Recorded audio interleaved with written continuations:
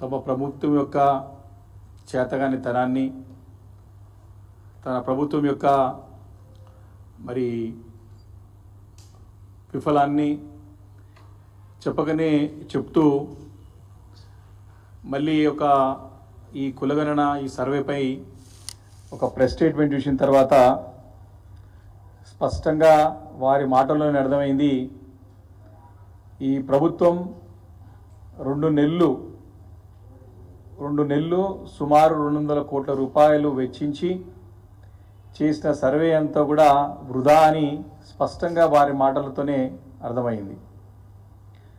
వారి సర్వేతో తెలంగాణ రాష్ట్రంలో ఉన్నటువంటి 2 కోట్ల వెనుకబడుల తరగతుల వారు, బలహీన వర్గాల వారిని వంచే విధంగా, వారిని గాయపరిచే విధంగా ఉందని స్పష్టంగా వారి మాటలతో వారు చెప్పకనే చెప్తూ వారు ముందు పోయే ప్రయత్నం చేశారు. వారి తప్పులని కప్పుపుచ్చుకునే ప్రయత్నం చేశారు. ఈ సర్వే అంతా కూడా మొదటి నుంచి కూడా బీఆర్ఎస్ పార్టీ చెప్తూనే ఉన్నది. మా పార్టీ నాయకులు, నిపుణులు, సంఘాల, బీసీ సంఘాల వారు కానివ్వండి, దళిత సంఘాల వారు కానివ్వండి, అందరూ కూడా ఇది శాస్త్రీయ పద్ధతిలో చట్టపరంగా సర్వే జరగట్లేదు, దీంట్లో అన్ని లొసుగులే ఉన్నాయని చెప్పి మొదటి నుంచి చెప్తా ఉన్నా ప్రభుత్వం దీన్ని పెడిచెవిన పెట్టి ముందుకు వెళ్ళి ఏదో చేసే ప్రయత్నం చేశారు. కానీ ఈ సర్వే ఘోరంగా విఫలమైందని చెప్పి ప్రభుత్వం నిన్న ప్రకటన ద్వారా స్పష్టంగా ప్రజలందరూ కూడా తేటతెల్లమైపోయింది. అంటే దేశ చరిత్రలో ఎన్నో రాష్ట్రాలు కానీ, కేంద్రంలోని అనేక సంస్థలు కానీ అనేక సర్వేలు చేశారు. ఇంత ఘోరంగా విఫలమైనటువంటి సందర్భాలు ఎప్పుడూ లేవు. సర్వే అనేది తప్పుడు తడకగా ఉంది కాబట్టి దీన్ని కప్పుపించుకోవడానికి ఏ రకంగా ముందుకు వెళ్ళాలని చెప్పేసి అర్థం కాక సర్వే పొడిగింపుని, రీసర్వే అని చెప్పి మళ్ళీ అయోమయం సృష్టించే ప్రయత్నం ప్రభుత్వం చేస్తూ ఉంది.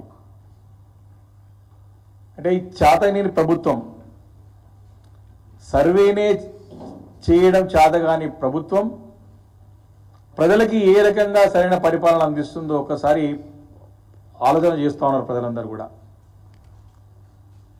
సర్వే చేతగాని ప్రభుత్వం ప్రజలకి ఏ రకంగా పరిపాలన అందిస్తుంది మేము ముందు నుంచి కూడా చెప్తా ఉన్నాం.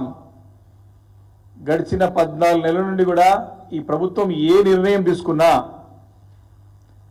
ఏ పని చేపట్టినా అన్నీ కూడా తిరోగమనమే, అన్నీ కూడా వాళ్ళకి బూమరాంగ్ అవుతూ వస్తూ ఉన్నాయి.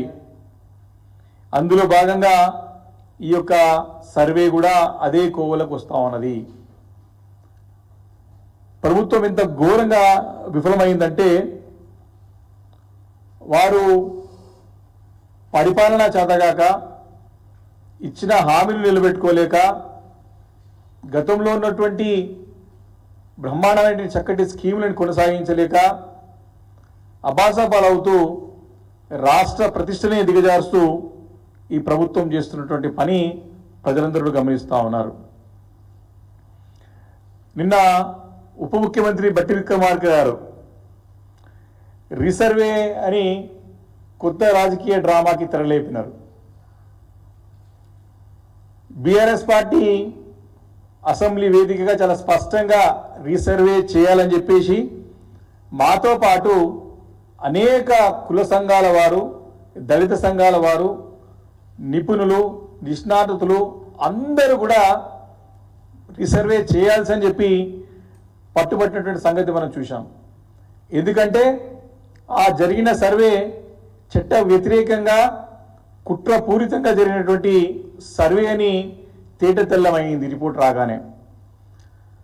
ఈ సర్వే అంతా కూడా, మొదట జరిగిన సర్వే అంతా కూడా సొంత రాజకీయ ప్రయోజనాల కోసం అధికారాన్ని అడ్డు పెట్టుకొని కులాల లెక్కల్లో కూడికలు, అదేవిధంగా తీసివేతలు అనే ఒక కథ నడిపించి మరి ఈ సర్వే మొత్తం రిపోర్ట్ని ముఖ్యమంత్రి రేవంత్ రెడ్డి గారు తన లెక్కల పుస్తకంగా మార్చుకునే ప్రయత్నం చేశారని స్పష్టంగా మరి వారి యొక్క అసెంబ్లీ సమావేశంలో చర్చ జరిగిన సందర్భంలో తేటతెల్లమైంది.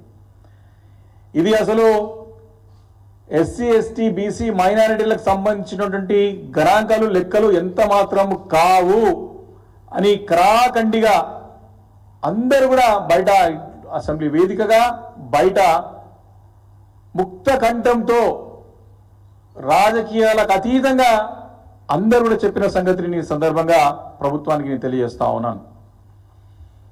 మేము అడుగుతున్నటువంటి రీసర్వే కానీ అదేవిధంగా అనేక సంఘాల వారు, ప్రజా సంఘాల వారు కానివ్వండి, బీసీ ఎస్టీ మైనారిటీ సంఘాల వారు కానివ్వండి, అందరూ కూడా అడుగుతున్నటువంటి రీసర్వే వేరు, ప్రభుత్వం చేస్తా ఉన్నటువంటి రీసర్వే వేరు, ప్రజల నుంచి ఉన్న రీసర్వే డిమాండ్ వేరు. మా రీసర్వే వెనకాల, ప్రజా సంఘాల రీసర్వే వెనకాల ప్రధానంగా బడుగులందరికీ న్యాయం జరగాలనే తాపత్రయం ఉన్నది, అందరికీ మంచి జరగాలని చెప్పేసి తపన ఉన్నది. కానీ రేవంత్ రెడ్డి గారి సర్కార్ వారి ప్రభుత్వం యొక్క రీసర్వే వెనకాల రీకాన్స్పిరెన్సీ, ఏ రకమైతే కాన్స్పిరసీ చేసారో సర్వే, మళ్ళీ రీకాన్స్పిరసీ, మళ్ళీ కుట్ర దాగి ఉందని చెప్పి మరి మాకు అనుమానం ఉన్నది.